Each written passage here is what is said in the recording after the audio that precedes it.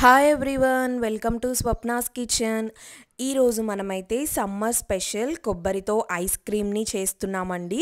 ఎలాంటి క్రీమ్ కానీ పాల మీగడ కానీ లేకుండా చాలా టేస్టీగా, అలానే చాలా సింపుల్గా ఇంట్లోనే ఐస్ క్రీమ్ని ఎలా చేసుకోవాలో చూసేద్దాం. వచ్చేసేయండి.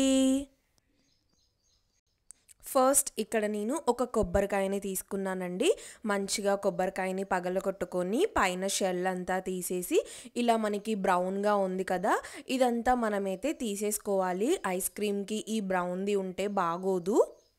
మనం కొబ్బరికాయ పగలగొట్టిన తర్వాత పైన షెల్ అనేది ఈజీగా రావాలంటే ఒక్క 15 మినిట్స్ మీరు ఫ్రిడ్జ్లో పెట్టిన తర్వాత తీసారంటే ఈజీగా వచ్చేస్తుందండి షెల్. ఇది మీరు జాగ్రత్తగా పైన బ్రౌన్ది ఉంది కదా కొబ్బరికి, అదంతా మనమైతే తీసేసుకోవాలి. ఒకవేళ మీకు నైఫ్తో కొంచెం కష్టంగా ఉంది అని అంటే పీలర్ ఉంటుంది కదా మన ఇంట్లో, ఆ పీలర్తో అయినా ఈజీగా చేసేసుకోవచ్చు. నేను ఇక్కడ 2 టైప్స్ ఎందుకు చూపిస్తున్నానంటే పీలర్ ఎవరి దగ్గరైనా అవైలబుల్గా లేదు అంటే నైఫ్తో కూడా చేసేసుకోవచ్చు అన్నట్లుగా నేను 2 టైప్స్గా చూపిస్తున్నాను. ఇలా మనము తీసుకున్న కొబ్బరినంతా పైన బ్రౌన్ పొట్టు మొత్తం తీసేసుకోవాలండి. మన ఇంట్లో ఎప్పుడైనా కొబ్బరికాయ ఉన్నప్పుడైనా లేదా ఎస్పెషల్లీ ఐస్ క్రీమ్ కోసమైనా ఇలా మనమైతే కొబ్బరితో ఐస్ క్రీమ్ చేసుకుంటే చాలా బాగుంటుందండి. సో నేను ఇక్కడ ఇప్పుడు కొబ్బరిని మొత్తం చిన్న చిన్న ముక్కలుగా అయితే కట్ చేసుకుంటున్నాను. మనము ఈ కొబ్బరిని అయితే ఇప్పుడు గ్రైండ్ చేసుకోవాలండి. సో అందుకనేసి చిన్న చిన్న ముక్కలుగా కట్ చేసుకుందాము. ఈ ఐస్ క్రీమ్ మనము ఇంట్లో ఉన్న వాటితోటే చాలా ఈజీగా చేసేసుకోవచ్చు. ఎటువంటి క్రీమ్ కానీ లేదా పాల మీగడ కానీ ఏది అవసరం లేదండి. నేను చూపించినట్లు మీరు ట్రై చేస్తే చాలా యమ్మీగా వస్తుంది.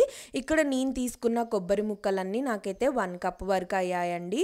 సో మీరు కూడా ఒక కప్ని కొలతగా పెట్టుకోండి. దానివల్ల మీకు ఏంటంటే ఈజీగా ఉంటుంది నెక్స్ట్ ప్రాసెస్లో మనం తీసుకునే ఇంగ్రీడియంట్స్ కూడా.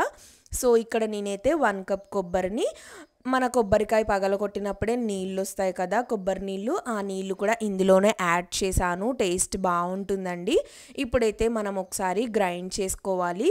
మీరు చూడండి కొంచెం పలుకుగా ఉంది నాకు. మీకు ఒకవేళ వచ్చిన కొబ్బరి నీళ్ళతోటే మెత్తగా మెదిగితే ఓకే అండి. లేదు అనంటే కొంచెం మనం ఇక్కడ పాలు కానీ లేదా వాటర్ కానీ యాడ్ చేసుకోవచ్చు. నేనైతే కొన్ని పాలనే యాడ్ చేస్తున్నానండి. ఇప్పుడు ఇంకొకసారి మంచిగా గ్రైండ్ చేసుకోవాలి. మనకు వీలైనంత వరకు మెత్తగా గ్రైండ్ చేసుకోవడానికి ట్రై చేయండి. లేదంటే కొబ్బరి ముక్కలు పలుకులు తగులుతూ ఉంటుంది ఐస్ క్రీమ్ తినేటప్పుడు. ఈ మాత్రం మెత్తగా మెదిగితే చాలు. ఇప్పుడు ఇది పక్కన పెట్టుకొని నెక్స్ట్ ప్రాసెస్లోకి వెళ్దామండి. మందంగా ఉన్న ఒక గిన్నె తీసుకొని మనం ఇందాక ఏ కప్పుతో అయితే కొబ్బరి ముక్కలు తీసుకున్నామో అదే కప్పుతో 1 కప్పు పాలని పోసానండి. మీరు ఏ పాలైనా యూస్ చేసుకోవచ్చు. ఇక్కడ మనకి పాలు మంచిగా పొంగాలండి. ఒక పొంగు వచ్చేంత వరకు చూస్తున్నారు కదా, పాలు బాగా దగ్గరికి వస్తున్నాయి. ఈ టైంలో మనమైతే నెక్స్ట్ ప్రాసెస్ ఏంటో చూద్దాము. సిమ్లో పెట్టేసుకొని ఈ కన్సిస్టెన్సీ వచ్చాక ఒక బౌల్ తీసుకొని మీరు 1 టేబుల్ స్పూన్ కార్న్ఫ్లోర్ యాడ్ చేయండి. కార్న్ఫ్లోర్ వేసిన తర్వాత మనము ఇందాక పాలు తీసుకున్న కప్ తోటే 1/2 కప్ పాలను తీసుకుంటున్నానండి. ఇప్పుడు మనకి కార్న్ఫ్లోర్ అను పాలు బాగా మిక్స్ అయ్యేలాగా కలుపుకోవాలి. ఎటువంటి పిండి ముద్దలు లేకుండా చూస్తున్నారు కదా, ఇలా మనము కలిపేసుకొని ఇప్పుడు మనం పాలు ఆల్రెడీ కాగుతున్నాయి కదా మంచిగా, ఆ పాలల్లో ఈ కార్న్ఫ్లోర్ మిక్స్ని అయితే మనం యాడ్ చేసుకోవాలండి. ఇక్కడ మనము కార్న్ఫ్లోర్ మిక్స్ని ఎందుకు యాడ్ చేస్తున్నామంటే దానివల్ల మన ఐస్ క్రీమ్ అనేది చాలా సాఫ్ట్గా మెత్తగా వస్తుందండి. బయట ఎలా అయితే ఉంటుందో ఐస్ క్రీమ్ అదే టెక్స్చర్లో వస్తుంది.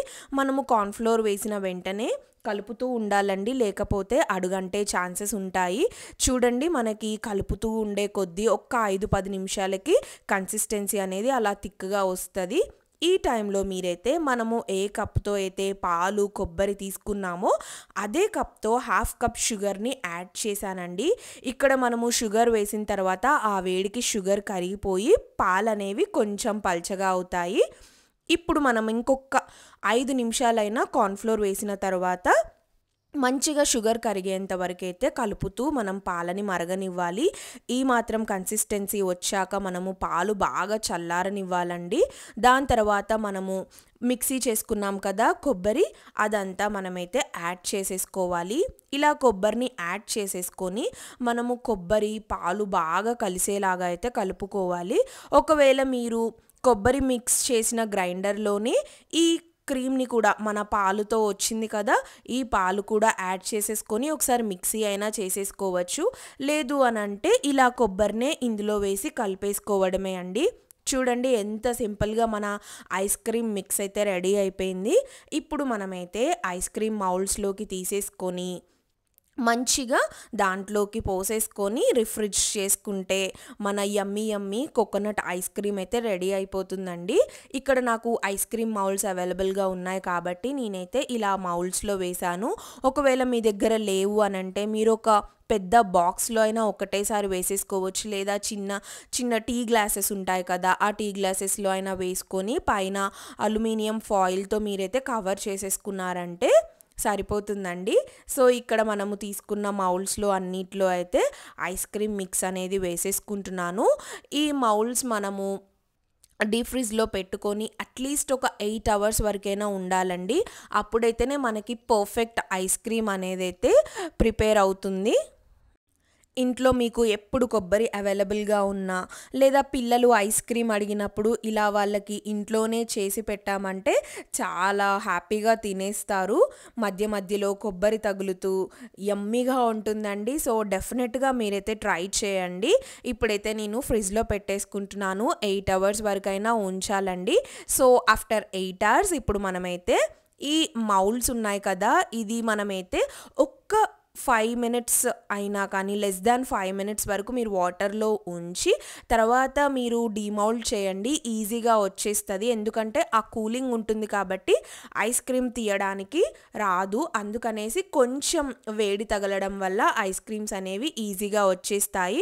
సో మన యమ్మీ కొబ్బరి ఐస్ క్రీమ్ అయితే రెడీ.